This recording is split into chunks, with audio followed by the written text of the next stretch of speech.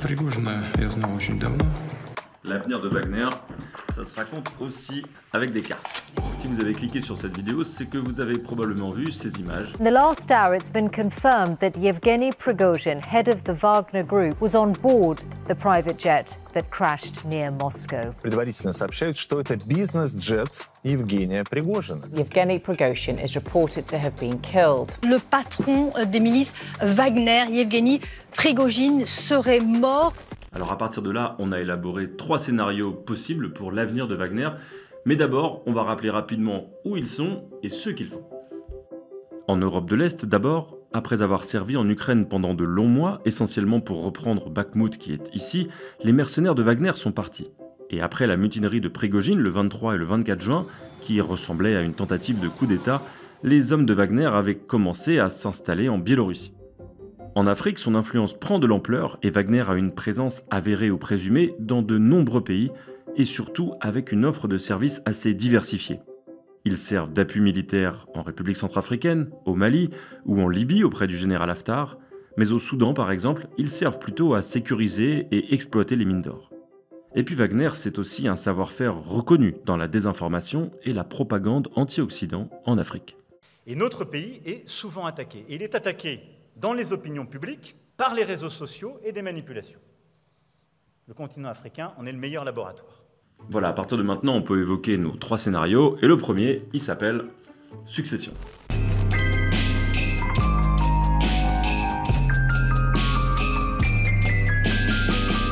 Et la comparaison s'arrête là. L'idée de ce scénario, c'est qu'on remplace juste la tête de cette entreprise mafieuse, mais sans toucher à la structure, un peu comme un parrain qui décède et qu'il faut remplacer.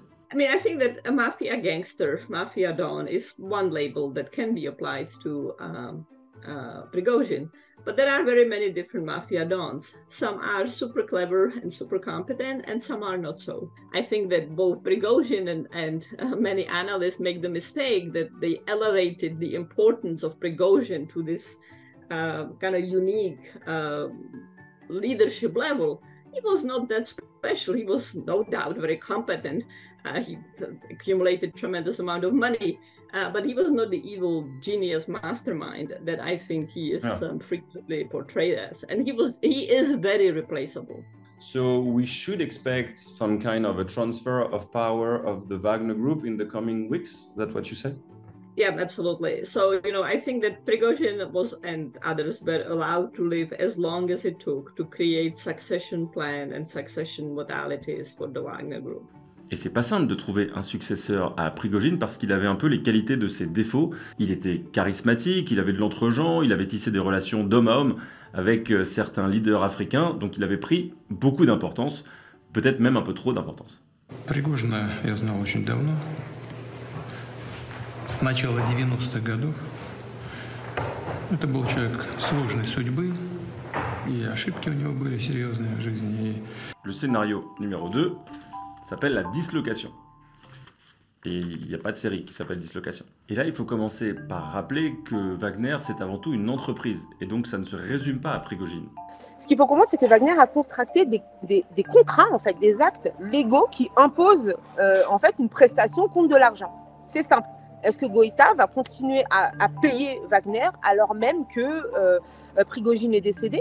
Néanmoins, le contrat étant ce qu'il est, c'est pas avec Prigozhin qu'il a signé, c'est avec l'entreprise Wagner, qui est une entreprise qui existe. Et tant que c'est payé, vous allez avoir en fait une sous-traitance de la milice qui ne va pas partir. Mais ça ne veut pas dire qu'elle va agir de la même manière sur le plan politique. Et c'est ce qui fait de la spécificité de Wagner, c'est que vous avez la partie opérationnelle militaire d'une part, et la partie politique qui était vraiment incarnée par Prigozhin et qui aujourd'hui a totalement disparu et va officiellement disparaître. But I think much more likely we will see that Wagner's operations around Africa and Middle East will be divided. In some places, the operations might still be called Wagner, and there might be a local Wagner operative that will be in charge of the portfolio. Et donc là, on peut revenir à notre carte. Wagner peut très bien être disloqué en plusieurs entités, une militaire, une autre sur les activités de propagande, ou une autre sur les activités minières par exemple. Et le troisième scénario, c'est la disparition. Alors je pense qu'en fait, il faut analyser Wagner comme une entreprise mafieuse, c'est ce qu'elle est. Et quand la Cosa Nostra a perdu on va dire, de la vitesse, on a eu la Ndrangheta qui est arrivée. Donc en fait, il n'y aura peut-être pas Wagner en tant que tel, il aura un temps de recomposition. Comme toute mafia, vous avez coupé la tête de la pieuvre, mais elle repousse. Donc là, d'autres milices pourraient prendre petit à petit la place de Wagner, par exemple en Afrique. Il reste aussi à savoir la place qu'accordera Vladimir Poutine à Wagner dans cette nouvelle équation. Et si le crash de l'avion, que tous les experts semblent lui attribuer, correspond au point final ou au contraire au commencement d'une purge beaucoup plus grande et qui pourrait enterrer définitivement Wagner. Interestingly enough, are we going to see any trials of any Wagner people on whatever made-up charges now that the top leadership has been essentially decapitated? Are we going to see moves against middle management, some of them put on trial or not?